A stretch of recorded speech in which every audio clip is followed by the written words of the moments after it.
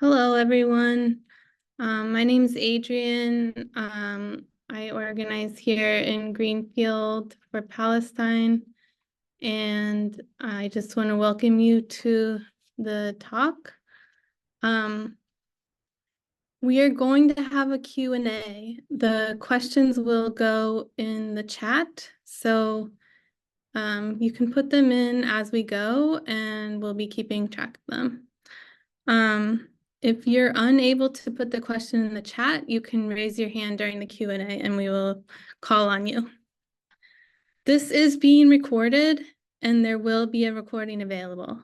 So if you've already registered, you'll get the link to the recording when we send it out.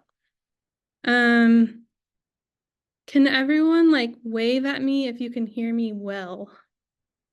Okay, great. If you think there's something wrong on our end, put it in the chat and we will check it out.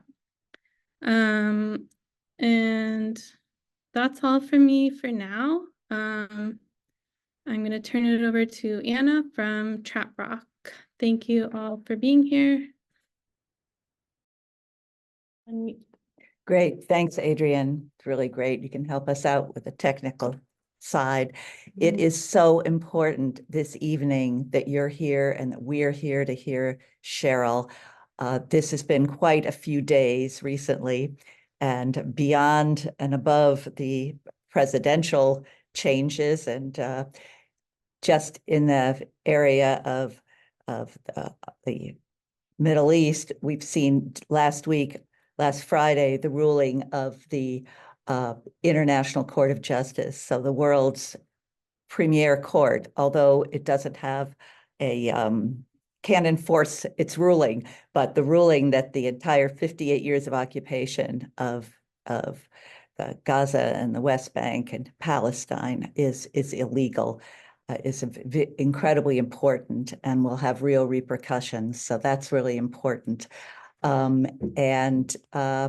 So then the other event that marks today is that Netanyahu was able to speak to Congress, which he should be arrested, of course, but this is the setting for what we're going to hear tonight, which is a very personal and really unusual and very special report. So we're so glad that Sherrill can be here and that you're all here, and we'll be sharing the link widely afterwards. So put any comments in the chat and we'll be looking at those and asking questions after Sherrill's talk. Thank you. Okay, unmute and start.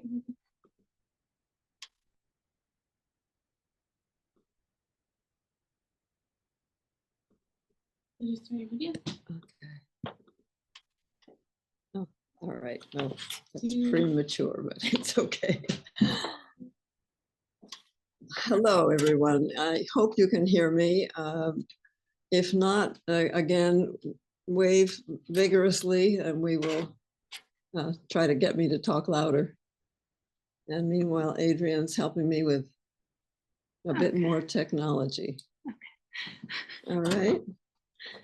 Okay, it's okay to start there. Okay, so hello and thank you for joining me today to talk about Palestine. And thank you to the sponsors, Trap Rock Center for Peace and Justice and Cairo's Franklin County Justice for Palestine, both of Western Massachusetts. This event would not be taking place without the technical help of Adrian Craig Williams of Cairo's and of Western Mass Surge, and Anna Georgi of Trap Rock. I took most of the photos you will see captured on the fly when I remembered to put down my pen and pick up my camera.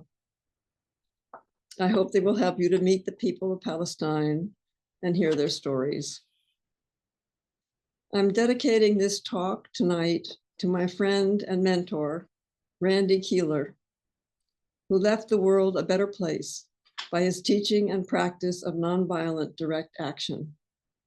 He died last Sunday. I'm talking to you as an American Christian advocate for the liberation of Palestine.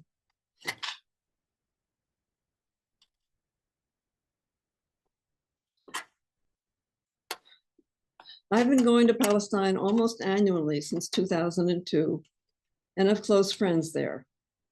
You will meet them later. This image of nonviolent resistance on the wall of an anonymous gas station in Bethlehem is by the mysterious artist called Banksy. When I speak of Israel, I am referring to the Zionist occupation government of Israel. I don't mean to confer that all Israelis are alike or think alike, although the general population has become increasingly right-wing and racist and would like Palestinians to disappear. This attitude is fostered by Israeli mass media, which supports the war against Gaza and does not show any of the scenes of devastation and suffering that we see on our screens. This must make it easier for them to support the war as necessary for their security.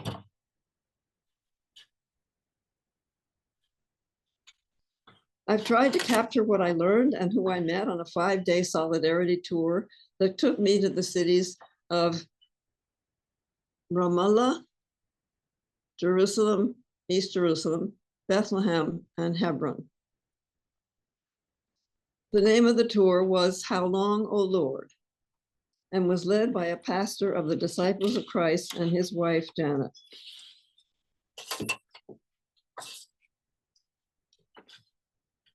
Here you see us as we listen to one of our presenters. After the tour, I took 4 days to visit my close friends in the city of Nablus. My purpose for this trip was threefold: to show solidarity in a time of crisis, to collect information, and to visit my friends, especially a family I've known for 22 years, but not been able to see for 5 years. I was picked up from the airport in Tel Aviv by our tour leader, Janet Wright, in a private taxi. On our drive to Bethlehem, which could be a 1-hour drive, the scenery suddenly changed radically. I was seeing beautiful homes, lush gardens, tree-lined streets, and a scrubbed clean look everywhere. I asked the driver where we were, and he explained that he had detoured around a traffic jam by driving through the settlement of Modi'in. Modi'in is the largest settlement, housing 83,000 people, exclusively Jewish citizens on stolen Palestinian land. There are other city-sized settlements, as well as ones that spring up overnight with a group of 10 or 20 settlers who place a few trailers on a hilltop and are immediately protected by the Israeli army. I engaged our taxi driver, Elias, in conversation and learned from him about the lack of employment in the West Bank since October 7th. He said that previously, around 200,000 Palestinians had official Israeli permits to work inside Israel. All those permits were revoked on October 7th. Thousands of residents of the city of Bethlehem, where we were headed, had such permits to work in neighboring Jerusalem and were suddenly out of work. Elias commented, "They want to get rid of Palestinians." The next morning, our group of 11 went to East Jerusalem for an early brief meeting with Daniel Siderman. I don't have a photo of Daniel. He's a middle-aged Israeli Jew, definitely not a settler, whose major concern is for the future of his country, Israel. He spoke against the occupation and described the deep divisions within Israeli society. He advocates for a complete change of direction. I quote, "These are traumatizing times, but they will end. Netanyahu will be gone. We might end up with a wider war, or we have a chance to build a new Israel." He sees Israel and Hamas both as, quote, religious pyromaniacs, and says that the future must be based on religious tolerance. His extensive research shows that over the centuries, since before the time of Moses, many different religions have existed around Jerusalem. So no one religion can claim ownership. But first, he said, there must be borders because the level of mistrust is so high. Meanwhile, he fears there could be a civil war in Israel between the settlers and the state. Unfortunately, Daniel did not have time to hear our questions, but he gave us a lot to think about.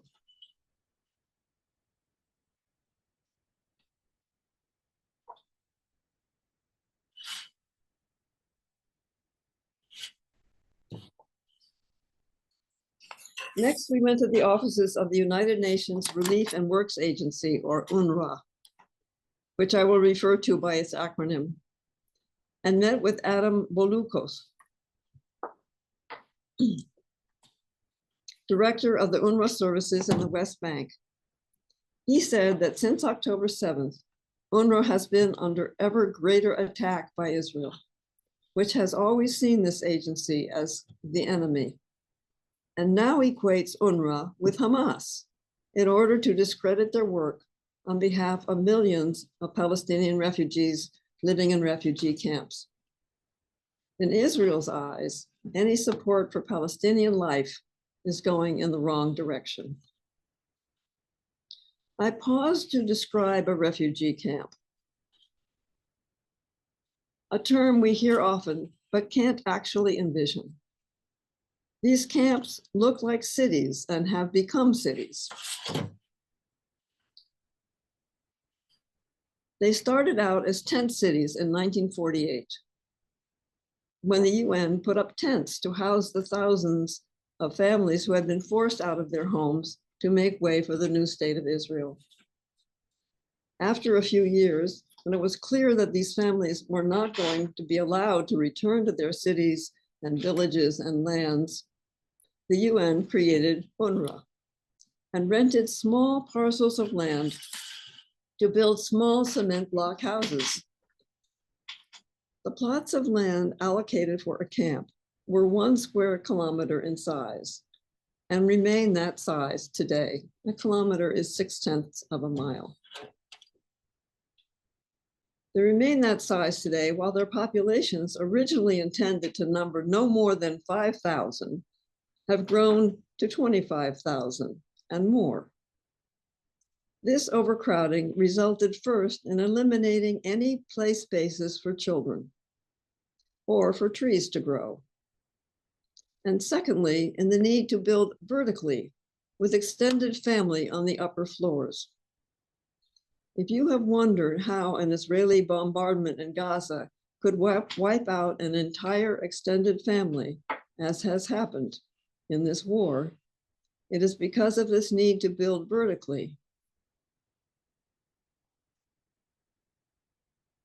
Back to Adam. He told us how his staff is physically assaulted, and even their offices have been set on fire by settlers.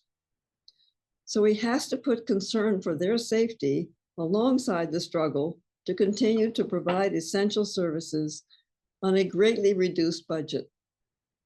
The services include food staples, schools, medical clinics, garbage disposal, and sewage control. Adam said, Israel's threats are a nightmare. As you may know, Israel accused 13 UNRWA employees in Gaza of being involved with the Hamas attack on October 7th. 13 out of 13,000 employees. Nevertheless, immediately, the European Union and the United States withdrew financial support from UNRWA. And UNRWA fired the 13. Then it was proven to be a lie.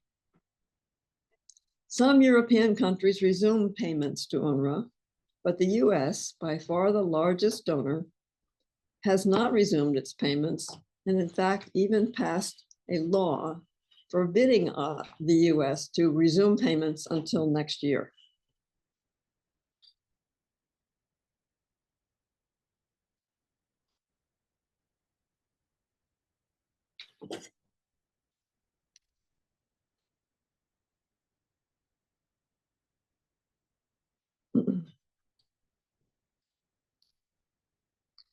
This banner in Ida refugee camp tells you how Palestinians view the right to these services.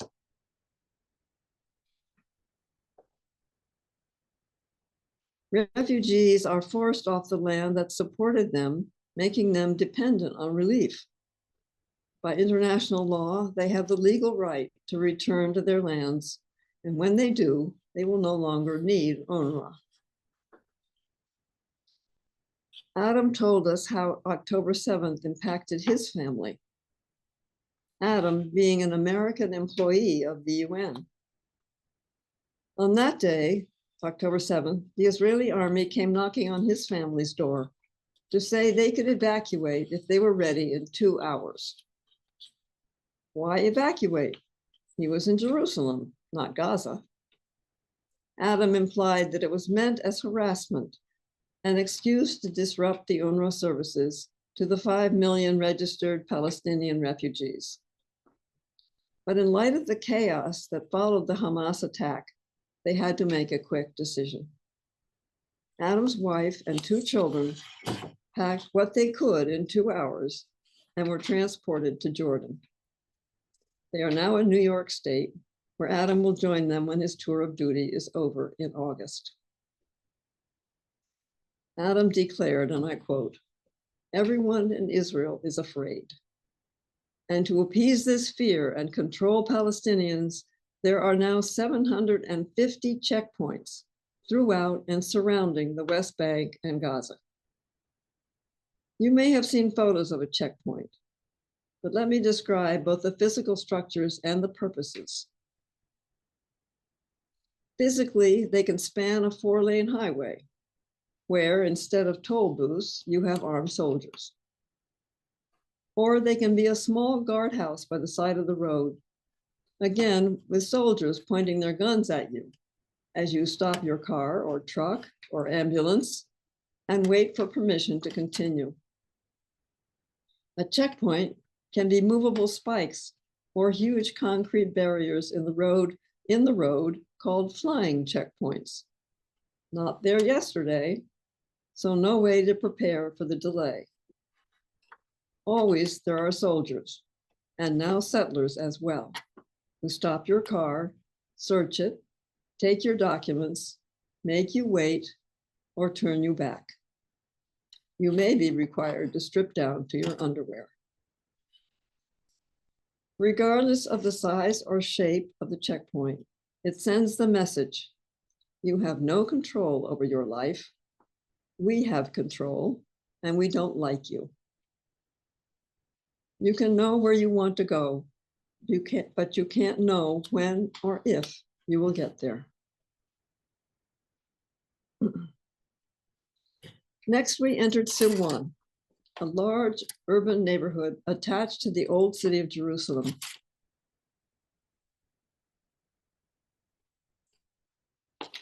We were met by Fakhri Abu Diab, age 62, and a leader of the resistance to home demolitions in his neighborhood, where 73% of the homes have demolition orders.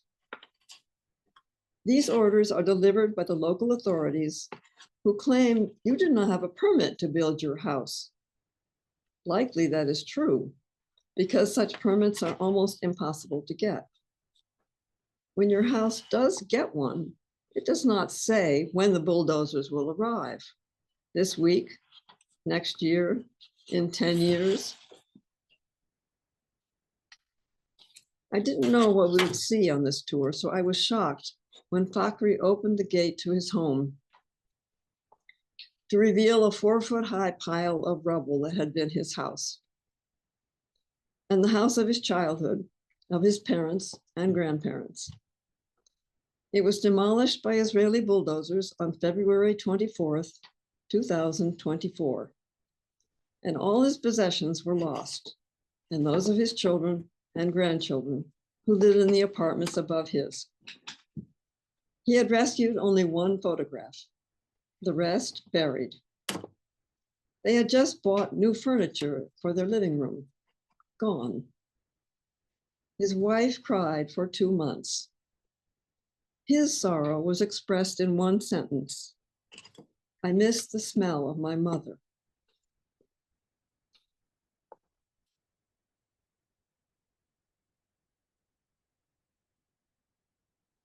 Fakhri explained that a week before the demolition, which happened without warning, he and his wife had entertained 2 US diplomats, the Assistant Secretary of State for Israel-Palestine Affairs in Washington, D.C., and Mr. George Knoll, Chief of the US Office of Palestinian Affairs in the US Embassy in West Jerusalem. I'm going to repeat that because it is, to me,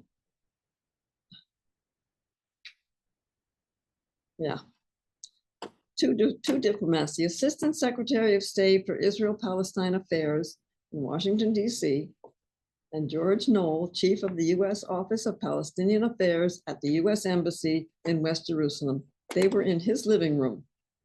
Of course, over tea, they talked about his work to stop the home demolitions, and the diplomats assured him that his home would not be demolished. But it was precisely because Fakhri talked to politicians and to the press that his house was selected at this time. Even though the original order was signed in 2010, the original demolition order, this practice of issuing orders and then delaying the actual act is part of the plan by Israel to scare people into selling their homes to settlers and leaving Jerusalem. But why 73% of this neighborhood? To make way for a Disney-like theme park called the City of David that Israel claims existed on this very spot. Included in this grotesque disfigurement of the landscape is a proposed cable car to run from the old city to a hilltop above Silwan. Fakhri left us with 2 messages. One, quote, we want to live like everyone else, able to travel wherever we want. And we are not against the Jews. I worked with rabbis for human rights for several years. We are against the government. P.S. In the 4 short months since the demolition, Fakhri has already cleared the rubble from most of the yard so as to keep raising his ducks, pigeons, and chickens, and to restart the vegetable garden, and to build a small structure for him and his wife to live in. I thought, how would I carry on if I lost my home and everything in it to a bulldozer?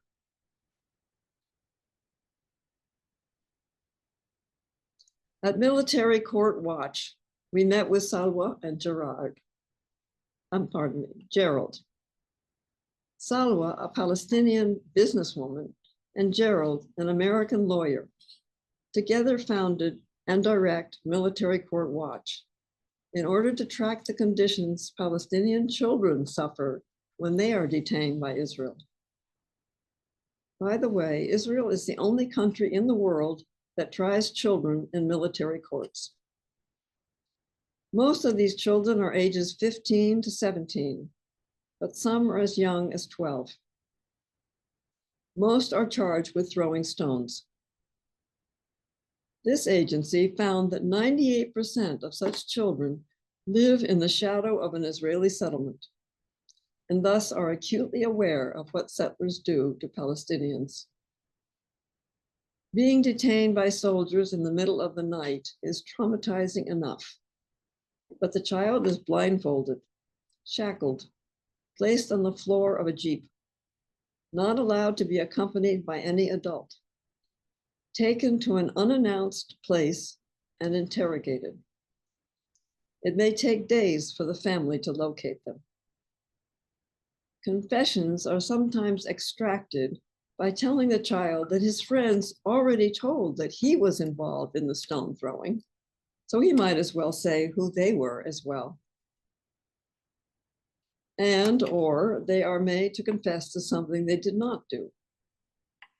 In both cases, it is very damaging psychologically. They are told to confess so they can go back home. Otherwise, they face 6 months in prison to wait for a trial, at which 99% of children are found guilty. Most children confess. Salwa and Gerald try to meet with the children and their families to help them survive this ordeal. Most of the affected children drop out of school, become depressed, and withdrawn. Prior to October 7th, these night raids, which also target grown men, were averaging 3,000 a year. They have a damaging effect on the surrounding community, putting everyone on edge.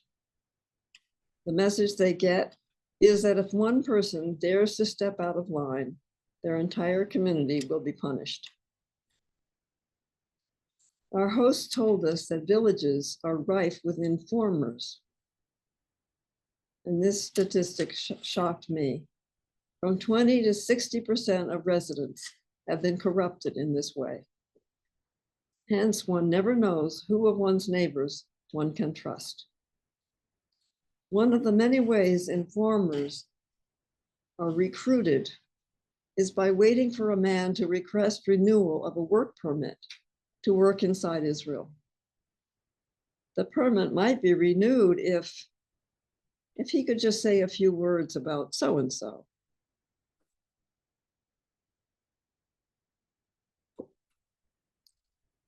Next, we learned about conditions for adults inside Israeli prisons since adults inside the prison since October 7th from Adamir, Prisoner Support and Human Rights Association. These accounts came in part from whistleblowers who worked as medics inside the prisons and from some prisoners who have been released. Torture occurs routinely and is suspected to be the cause of death, along with lack of medical care, of at least 18 West Bank prisoners and 27 Gazan prisoners since October 7th. In addition, food has been cut so severely that men are losing up to 55 pounds of body weight. Handcuffs are so tight, they cut into the flesh, get infected, and result in having to amputate arms, often without anesthesia. There is no change of clothes, causing scabies. At count, men are routinely beaten, often around the head with metal rods. They remain shackled and blindfolded 23 hours a day. Women and children are treated the same. One of our group asked Jenna, who you see here, our young presenter, who was to blame for the Hamas attack on October 7th? Her reply, this did not start on October 7th.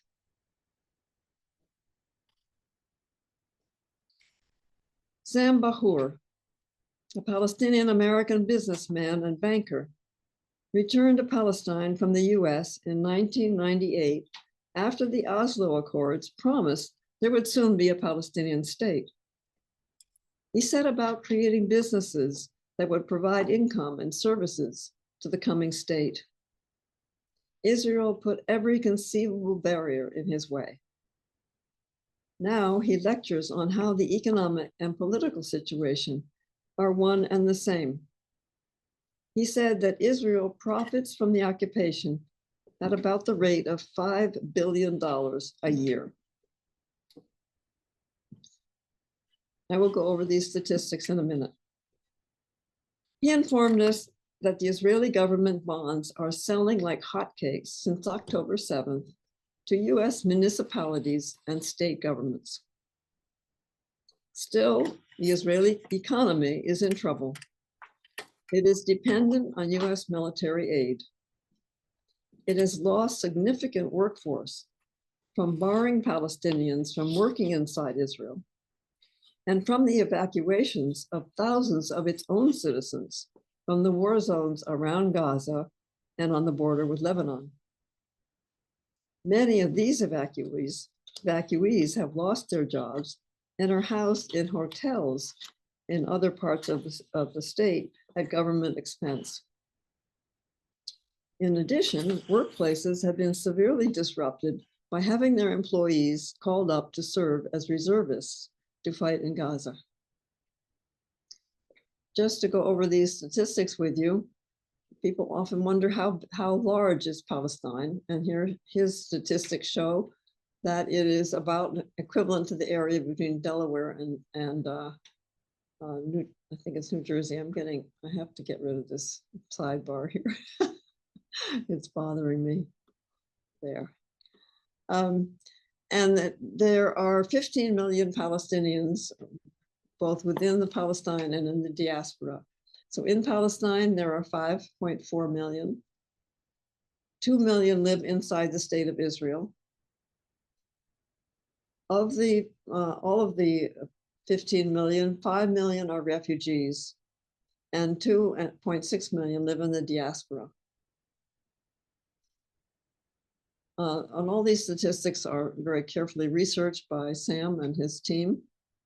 So the GDP in Palestine is, am I got this right? I get them backwards sometimes. No, in Israel, the GDP is $19 billion a year. And in Palestine, it's 464. It's the other way around, right? Yeah. Sorry, I'm a little dyslexic. So Israel. it's 19 billion versus 564 billion. You can put the order for yourself. And per capita, it amounts to $3,789 in Israel, in Palestine, and 58,000 in Israel. So sorry about that.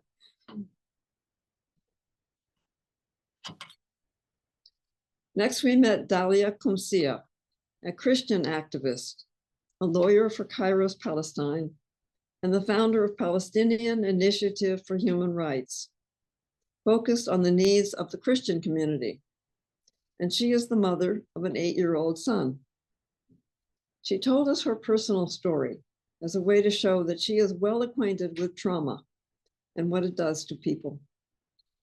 She thinks that what appears as Palestinian resilience is really how people handle repressed trauma.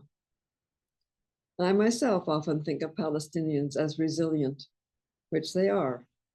But now I realize that under that resilience is trauma. Dalia was born of Palestinian parents in Kuwait, where her father was in exile due to his activism. She lived through the Kuwait War, and then the family moved to Jordan, and later to Palestine when she was 8. During her teen years, she experienced the violence of the Second Intifada, the assassination of 2 of her college classmates, and the humiliation of the checkpoints. Now she is a mother and wonders if she is right to stay in Palestine, or should she leave to protect her son?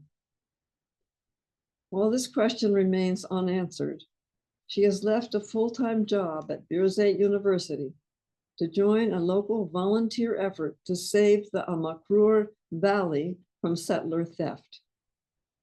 It is a UNESCO heritage site for its agriculture and biodiversity. I have walked this beautiful valley near Bethlehem and climbed its terraced hillsides and picked olives there with Palestinian farmers. The settlers lust after it. Most of the land in the valley is owned by Christian families. If they are forced off the land, they might leave Palestine. And the Christian population of Palestine has already shrunk to 7.7% of the total.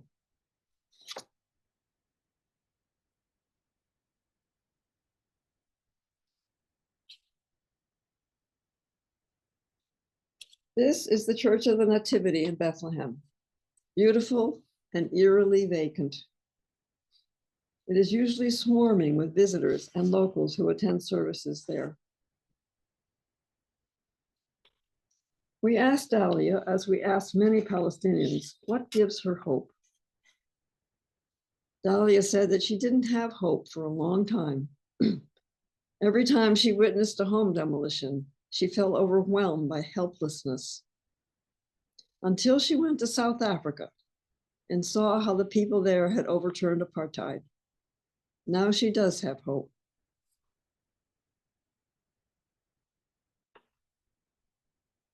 We went to Bethlehem University to meet 6 students from 3 different cities. What struck me most was how some of them said they feel guilty for the privilege and comfort in their lives compared to what is happening in Gaza. Haven't we all felt that same kind of guilt? At Aida refugee camp, we met with Abdel Fattah Abu Surur, founder and director of Al Rawad Cultural Center. I wish I had photos of all their activities, but there wasn't time for that.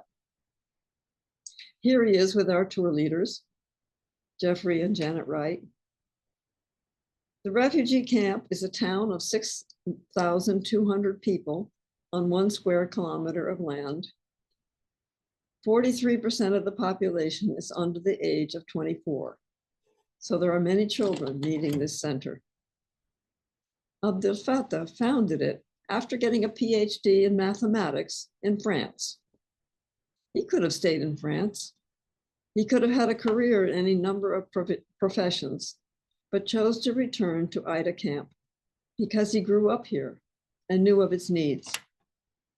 He calls what they do the beautiful resistance. Based in nonviolence, the center offers theater, art, videography, dance, gardening, you name it, to over 300 kids and 60 women every year. And since October 7th, they have stretched their resources and have distributed 5,000 meals to unemployed families in this and 6 other camps. Also in Bethlehem is the Palestine Museum of Natural History and the Institute for Biodiversity and Sustainability, founded by Mazen Kumsea and his wife, Jessie.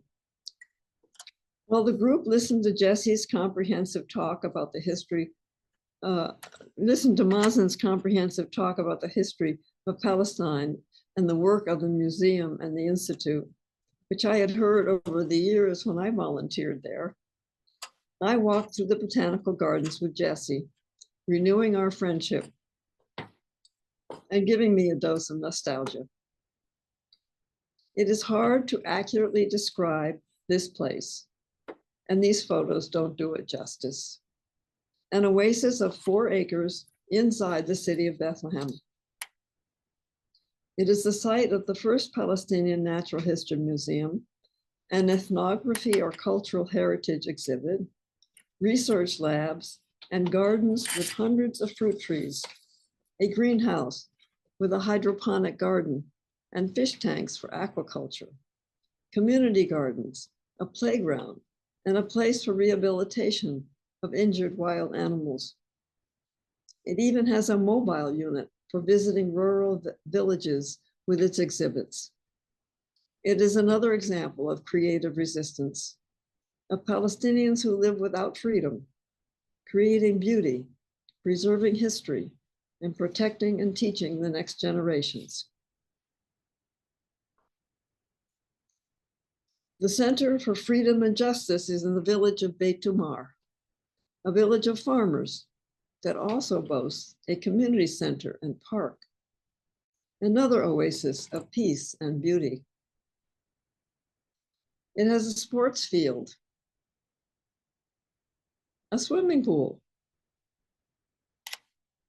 a rocking boat like you would have in an amusement park, gardens, and an 800-year-old olive tree at its center.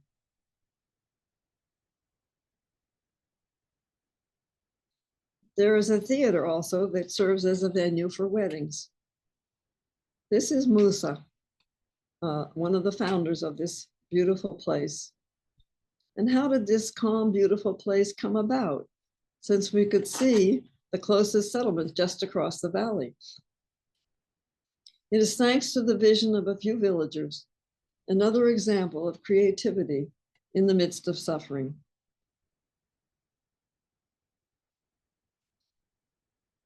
After October 7th, Israel closed this gate that spans the width of the only road into Beit Umar. It remained closed for 4 months. Now it is opened by the soldiers daily from 9 to 3. Only from 9 to 3 can a villager who lives here drive in or out of his town. And you might note, this is in their line of vision all the time. See if it is an advertisement for a settlement.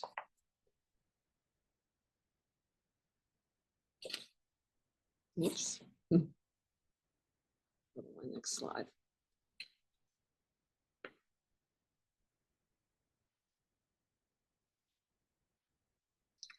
After Beit Umar, we went to the city of Hebron. At the entrance to all Palestinian cities and at major checkpoints between Israel and the West Bank, Israel places these signs, more to humiliate Palestinians than to warn Jewish Israelis who are not interested in entering Palestinian areas.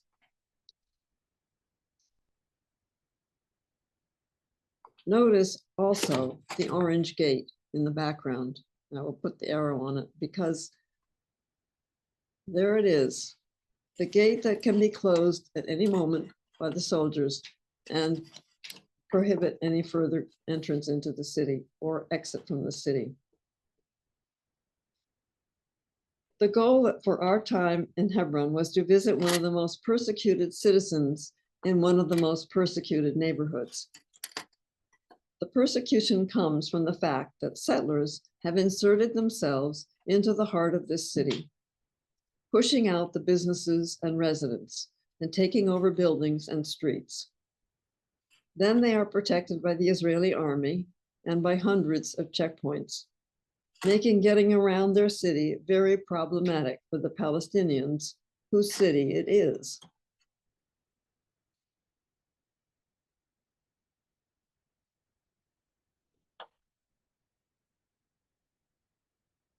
If I didn't fool around with the photos, you wouldn't get to see this.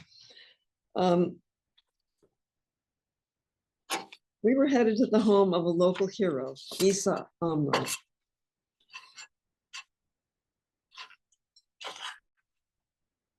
But first we had to pass through a military checkpoint.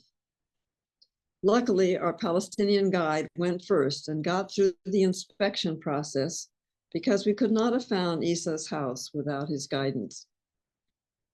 Each of us had to stand at the plexiglass window beyond the turnstile, empty our pockets and pocketbooks, and show our passports. Once through, we hiked at least half a mile through what would seem to be empty lots to reach Isa's house. A more direct route would be blocked by the military. This is when I start losing it. Okay, here we go.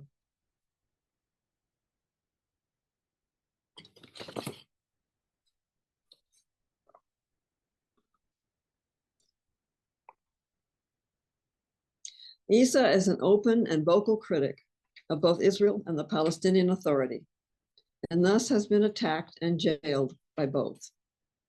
That is why he doesn't know who were the 3 thugs who beat him 4 days before we arrived. They broke his shoulder and lacerated a hand and a leg. We saw him with his arm in a sling to protect the surgery on his shoulder. He invited us to sit in the patio of his modest home.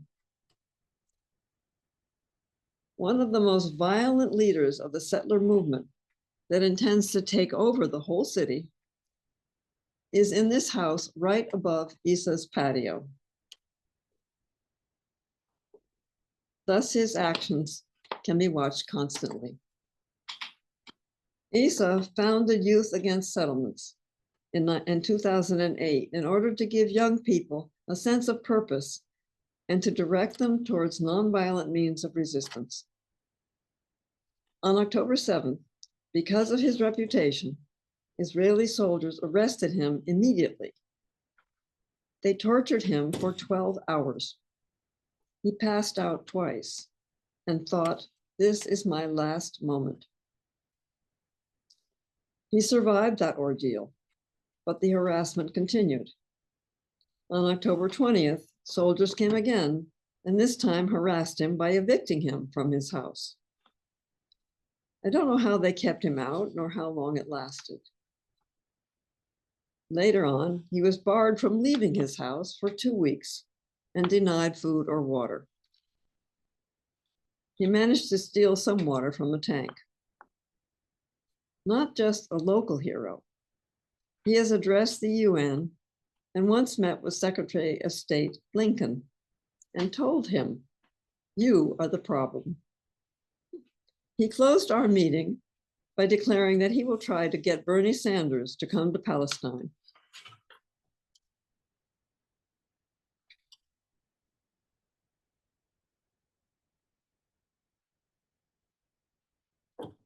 Our last official visit was to the Tent of Nations, which is actually a Palestinian farm on 100 acres of hilltop land near Bethlehem. Amal, whom you see here, opened the locked gate for us and ushered us to the cave, which serves as a conference room. It is a cave because Israel forbids them from constructing anything above ground. Amal Nasser is one of the 3 siblings who run the farm and is a granddaughter of the original owner. Even though this family has papers from 1916 under Ottoman Empire rule showing ownership of the 100 acres, Israel is not accepting this proof because settlers want this hilltop land and Israel is on the side of the settlers.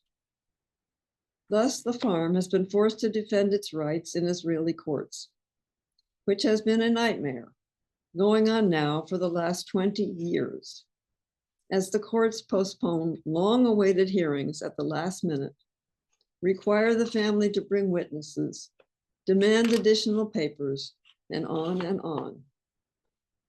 All of these delays are clearly meant to wear the family down and to avoid Israel having to accept Palestinian ownership of lands that the settlers claim to be theirs.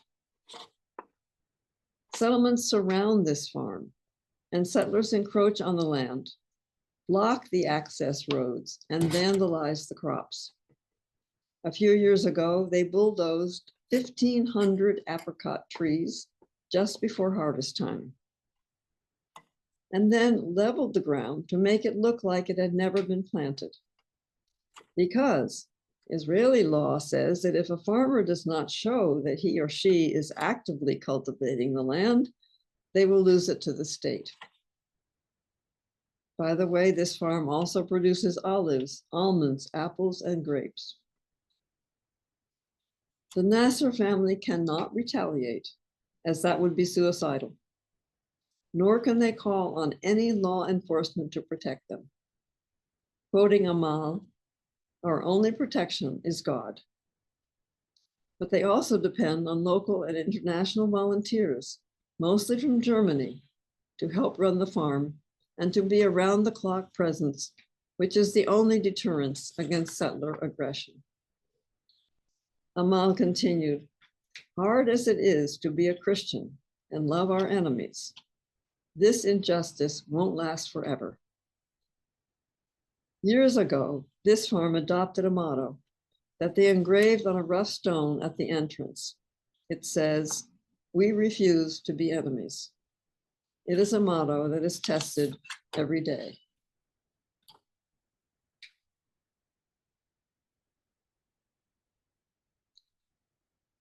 That was the tour. This is a photo of Nablus. The next day, I took the public transportation up to the city of Nablus in the northern West Bank and reunited with the family I first stayed with 22 years ago, but had not seen for the last 5 years. It was joyful and normal. These are just some of the family members.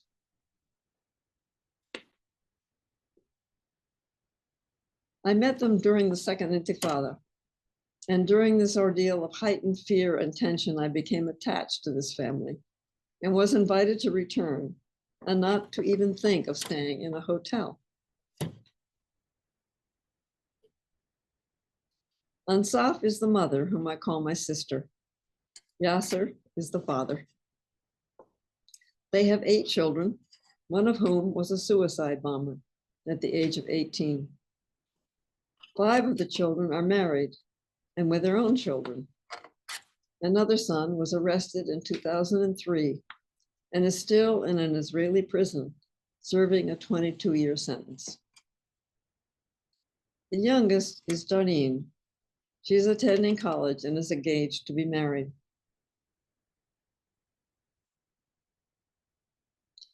Two of Ansaf and Yasser's adult daughters, Diana and Darlene, took me to walk around the old city of Nablus, which is beautiful in its antiquity. Then they took me out to lunch in a modern 5-story mall that was a complete shock to me, as I had never seen this part of Nablus. It was all glass and metal with a glass elevator as well as escalators. The restaurant was on the 4th floor, and again, as modern and classy as could be. I tell you this to say that in a country at war, life goes on. There is normalcy. And in my family, there was peace and love. They showered me with gifts, including homemade sweets. I will close with 2 things. First, my short time with Mohammed Sawalha, the founder and director of the Palestinian House of Friendship, and my friend. And then a word about Gaza. This is Mohammed with his daughter Raya, a professor at Al-Najah University. Mohammed also lives in Nablus, so I spend time with his family as well. I know him because I belong to a group that raises money for PHF, a grassroots agency that is another example of creative resistance. PHF has focused mainly on programs for children and youth who need respite from the daily violence of the occupation. Perhaps I will have time later to talk more about PHF, but now I want to share Mohammed's observations. He is a retired university professor, his wife as well. I value his opinion, and on every visit, I count on getting his assessment of the conditions he lives under with Israel's military occupation. He was eager to give me this update on his thinking.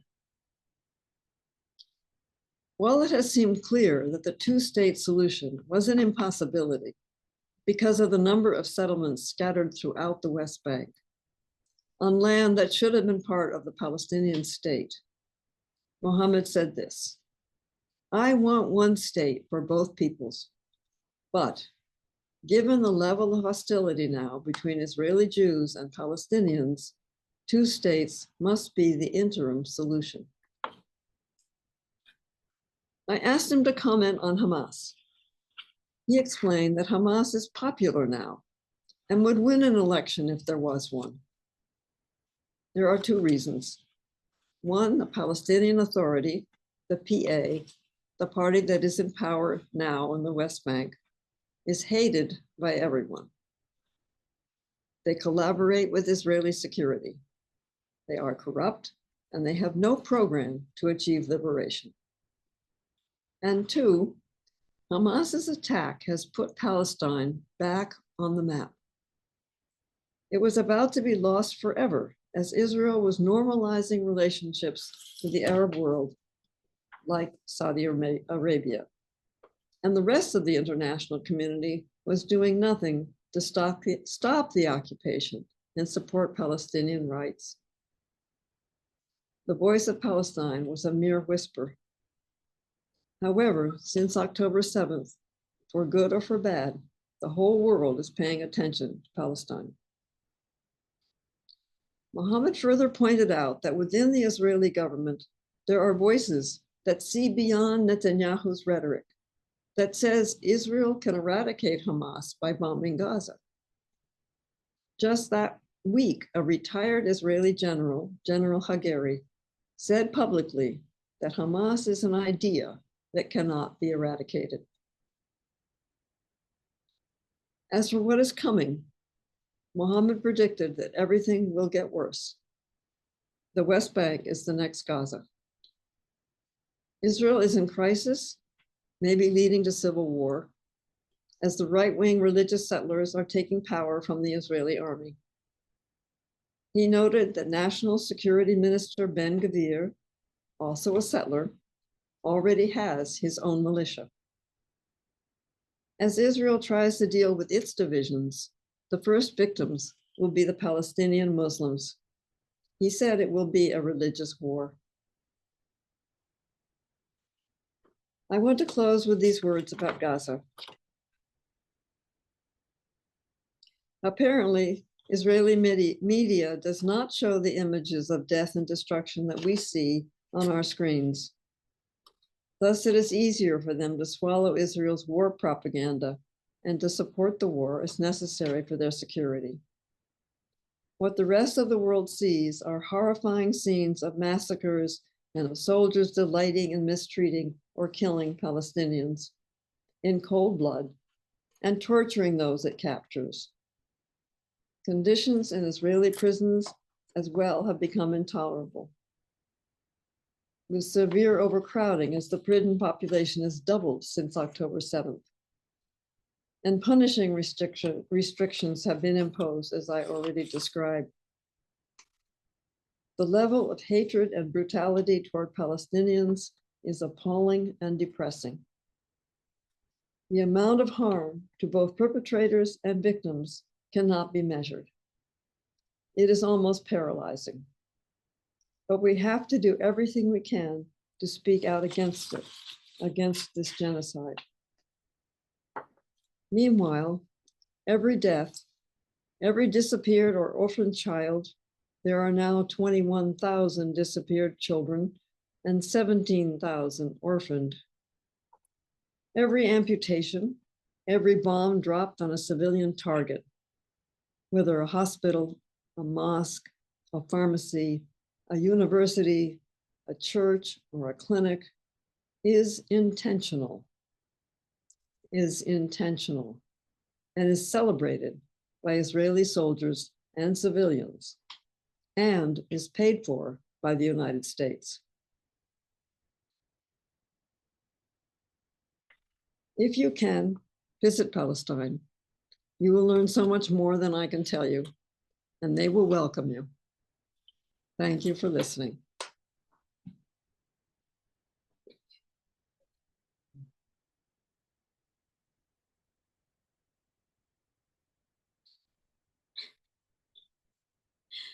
Okay. Thank you, Sherrill, Thank you, Sherrill, so much so much for taking us for with taking you us with you on on at least some of this of journey. this journey. I'm sure I'm people sure people will want to want to know know more more and and make some make some comments. comments. We invite you Invite to you do that in the do that in the chat. chat. Ann Perry Ann says, Perry thank you, says, Sherry, Sherry. Cheryl. Kathleen Kathleen Temple, Temple, what a beautiful what a beautiful presentation. I'm grieved, but grateful but to grateful you. to you.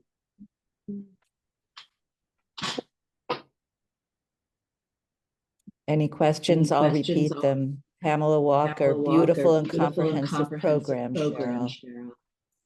Can you mute yourself?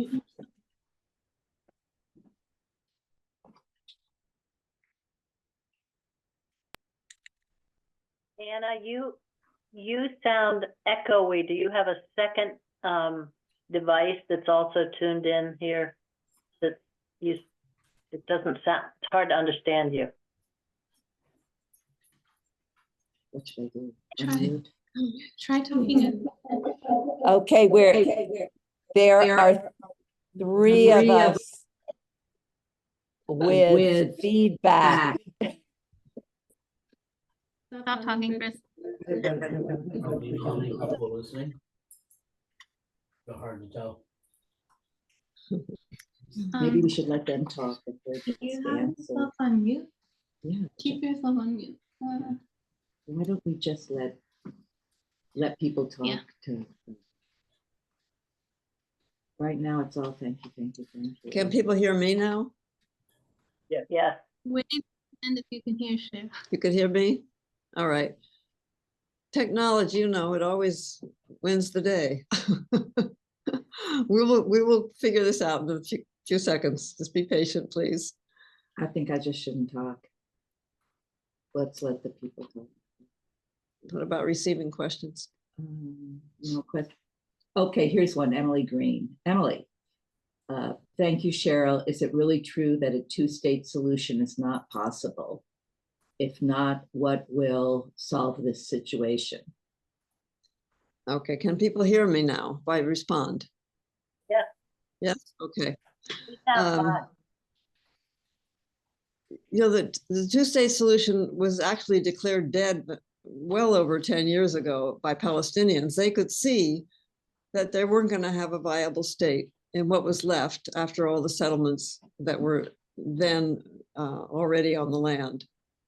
And we know that those numbers are increasing practically daily. Right. So when Muhammad first said that we needed the two-state solution, it didn't make sense. He said it kind of off the cuff a little while ago. But now he's telling us that the reason is there's so much anger and hatred, really, between Israelis and Palestinians, that you couldn't have a one state at this time. And that's why he's saying, you know, let's have two states. At least Palestine will have a state. It'll have a place that's theirs. And, you know, they'll deal with it. So that's the best I can do with that. It's not that it's the best solution, but it may be the only thing that can be done right now. That's his assessment. Ask if there are other questions, because people are just saying thank you for bringing this to life. Okay, I'm seeing the chat now. I was hoping that we could like. If anyone has questions, you can put it in the chat. Yeah. We can't. So I hope there are some questions. I mean, on Sunday. Yeah. Walt had a spell on Sunday. If anyone wants to even comment on any of it, it's fine. She says, what is your suggestion for our contribution, says Molly Scott. Suggestions for contributions. I think that's best put in our, when we send out the recording, we can put a list of places to contribute to. But in the meantime, actually, I'm glad someone asking that question, because the UNRWA is a lifeline for Palestine. It is a lifeline. We are the only, now we are the holdout. We are not, the US is not giving its contribution, and it was way and above the biggest contribution to keep UNRWA going. And UNRWA accepts individual donations. I've sent $50 to UNRWA. So I highly recommend that. And that you can access, you know, online easily. Just go to the UNRWA and you will find a way to link to them. Palestinian House of Friendship also has a website. Palestinian Museum of Natural History also has a website. All of those places will receive donations. But as I said, if you'd like a more comprehensive list, we'll send it later when we send you the recording.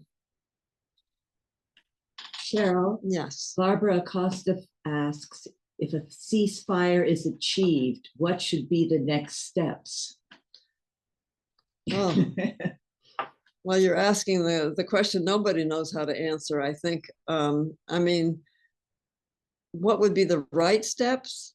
Palestinians would decide for themselves what happens to Gaza. And I think they could do a very good job. It's amazing to me that, but I've heard it from Palestinians, at least on the internet, that if you give them the equipment, they will clean up Gaza in a year. The UN thinks it'll take 15 years. I believe that Gaza could do it in a year, but they will need bulldozers, tractors, equipment. I think they will build something out of nothing. But that's my personal opinion. Yes. So Jubong Lin says, thank you for a moving and very informative presentation. I'd like to hear your thoughts on the shift in the presidential elections. How are you thinking about the strategy that's needed? And Emily Green says, please tell all to send email to Kamala Harris to reestablish the US funds to UNRWA. Excellent idea. We need to pressure our government. We cannot let up for 1 second thinking that, okay, Biden's stepping aside. We have someone else who is a woman of color. Maybe she'll be better. Maybe she will, God willing, she'll be better on this issue. We don't know that now. And what we do know is that Biden is still president for another 6 months. I personally see him as a perpetrator of genocide. And I don't think that's a fit for anything positive. So maybe I'm not answering the question exactly, but the next step for Gaza should be that, and I doubt it will happen that way. There are so many players who don't have the interests of Palestinians at heart. Yes. Pat Hines asks, the man who spoke about a two-state solution, now that the world is watching the genocide of Gazans, did anyone speak of what they expect of world support, including from other Arab countries?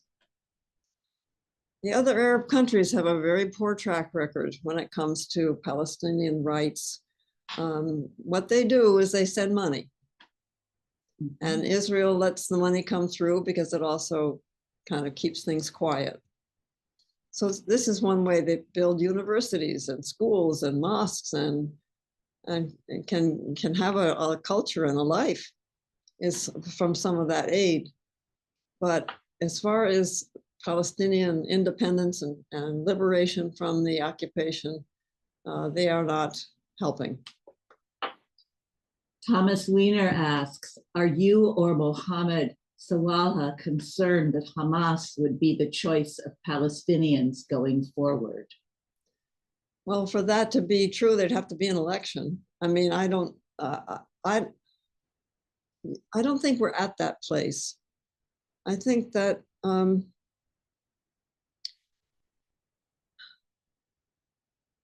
Hamas was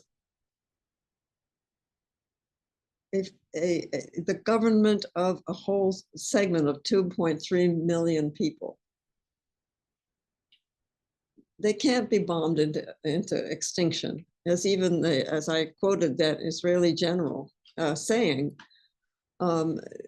it's more than just an idea. He said, well, it's an idea that can't be eradicated, but it's also a lot of people who you cannot just discard.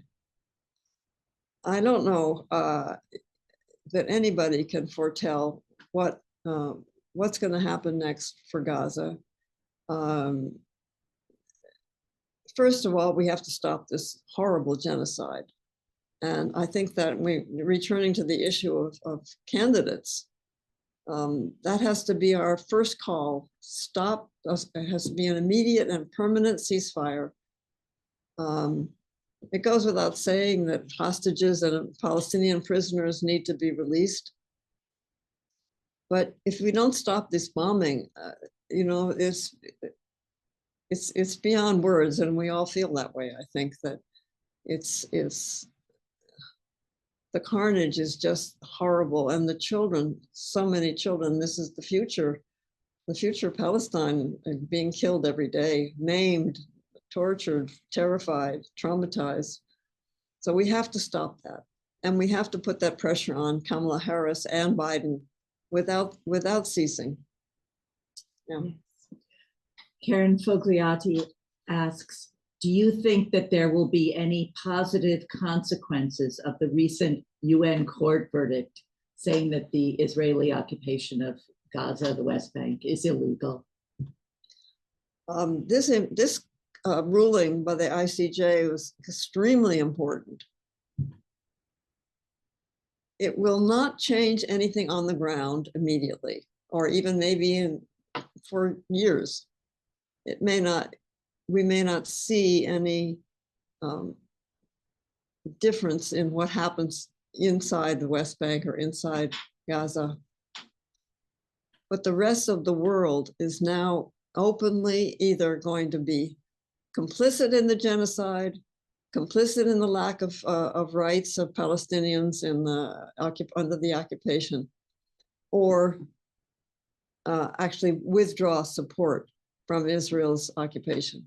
So it could have tremendous repercussions on the state of Israel. But just the moral, to me, the moral verdict that the occupation is 100% top to bottom illegal, immoral, and must be stopped is, I think it's a landmark. Yeah. Pat Westwater Jong says, thank you, Sherrill. Could you please talk a little about the situation in Beit Unmar? The last time I was there, maybe 10 to 13 years ago, settlers from a neighboring settlement were beating up the local farmers and stealing more and more land every week.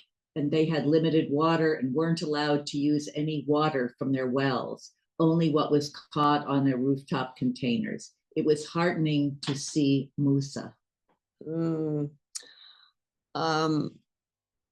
What you're describing from your time there, Pat, was that was before October 7th.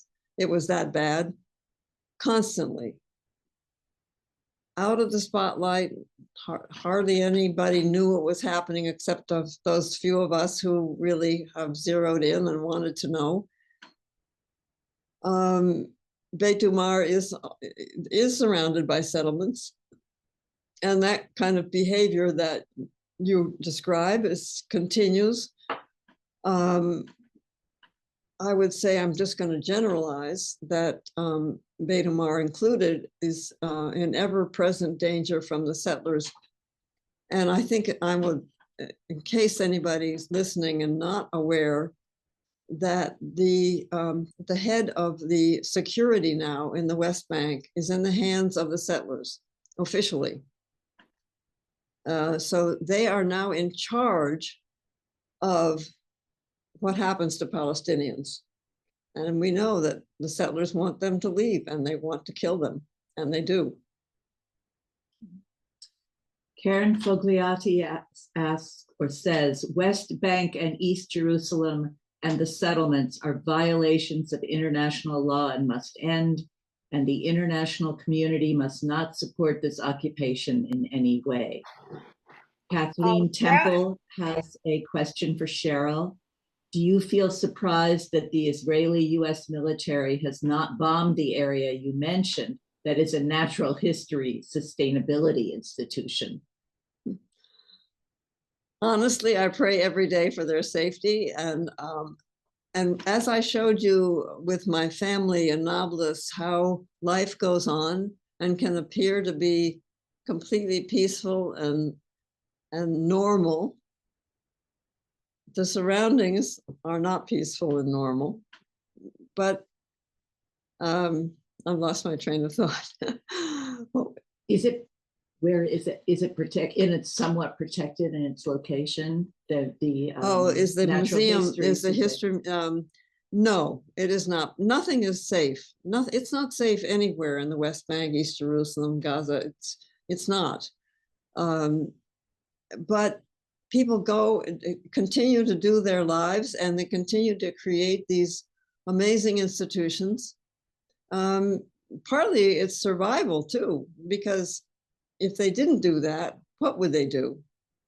It's like we are, I don't know, I'm sure all of you do something about whether it's a once a week vigil or some artwork or something. You feel better when you've done something to stand up for what's right and for ceasefire and for Palestinian rights. Mazen says it's his therapy. He has to do it. I think that's probably true of all of the activists. But they actually, whether it's therapy or not for them, they do create incredible things, and they're all in jeopardy. We just, you just have to pray that something better happens before it all gets completely worse. I wanted to mention that already Jenin has been bombed. So the bombing that's happening in Gaza has started to happen in the West Bank. Let's all keep our efforts going that it never gets to happen, that we don't end up with rubble everywhere.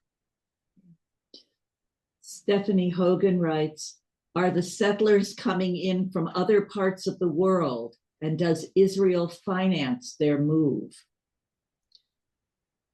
I don't know the answer to whether Israel finances people moving into the country, but if you're a Jewish person and you can get yourself to Israel, and once you land in the country, you're almost automatically a citizen with all the rights of citizenship.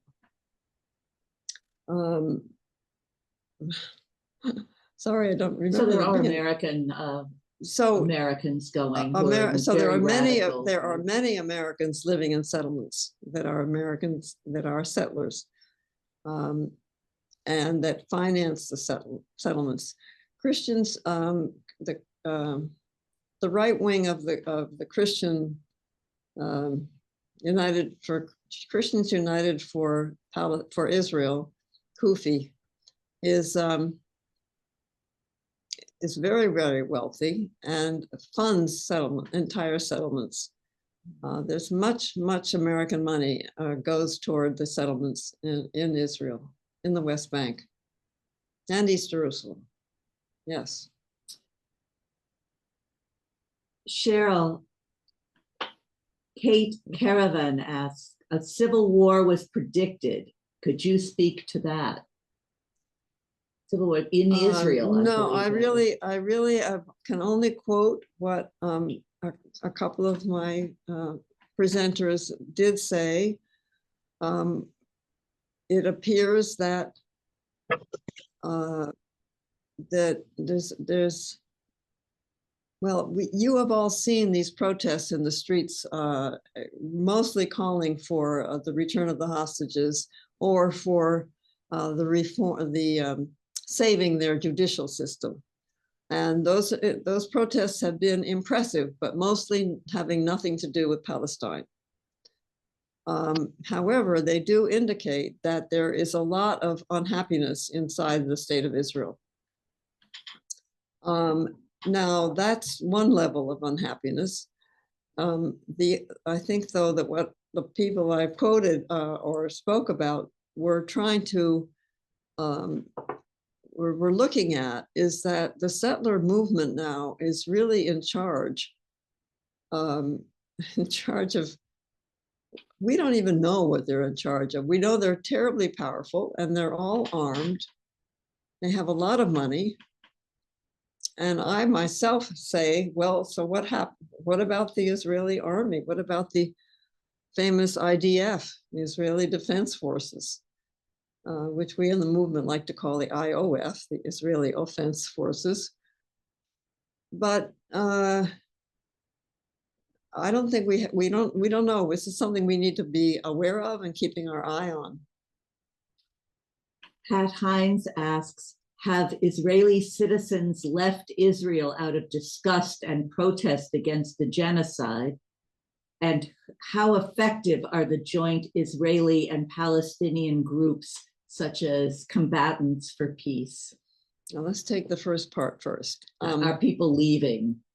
Is there a? Okay, this is only hearsay. That is to say, I didn't get that from my trip this time. I get it from other things, other sources of information, and we all have many, I hope, good sources, that many Israelis have left, but not because of Gaza. The economy in Israel is in trouble. And I don't know how much people are leaving because of that. I wouldn't say the majority are leaving because they're sorry for the Palestinians or that they don't like being part of that scenario. If they do leave for that reason, they're not saying it, so we can't really measure it. So I'm not sure, but I've heard that lots of Israelis have left in the last more than 1 year. And then the second part was, how effective are the joint Israeli and Palestinian groups? They've been, there's been articles about them recently in tours. I believe Combatants for Peace is one. Yeah, I don't know how effective they are. I'm impressed that Combatants for Peace and this group called Standing Together, and some other groups, Family Circle, that are families of children that have been killed by the violence in one way or another. That they are trying to continue their work, which is very challenging in Israel right now. The overall atmosphere in Israel is Hamas is the enemy. They should be eliminated. Palestinians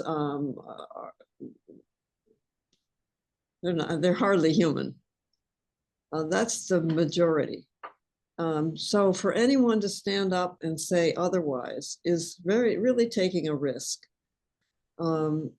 So even though in the past I was one of the people who was very concerned about normalization, where the two sides would get together and make nice, and it would look like it was, that there wasn't any occupation happening. But now I think the two sides getting together is an act of courage. And they are doing it, but I'm not there in their shoes, so you have to keep your eye on that as well. Emily says to email Kamala, it is easy to go to the White House contact and you can email just her. I think we have a better chance to get her to listen and act. The more we say to her and put the pressure on, it's important. And Molly Scott agrees. Do it now. Kathleen Temple, Sherrill, have you been asked to speak to any explicitly Jewish groups? No, I haven't. I would love to be able to speak to the temple in Greenfield, but I think it's hard for Jewish groups too, because there's such a long-term fear that Israel is really a place of security. It's a fear for Israel's future and for Israel's well-being, that it's hard, I think, for a lot of American Jews to open up to the voices that criticize Israel. But it is happening, and I think Jewish Voice for Peace is one good example of that. And there are many others, Jewish people who are basically saying, not in my name. This is not something I as a Jew can support. So I feel that their voices are extremely important for the movement.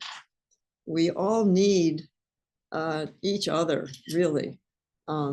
And we need to talk to each other, even if we don't agree. That is a beautiful closing thought. And really, it's an act too. And we want to thank you just so much, Sherrill.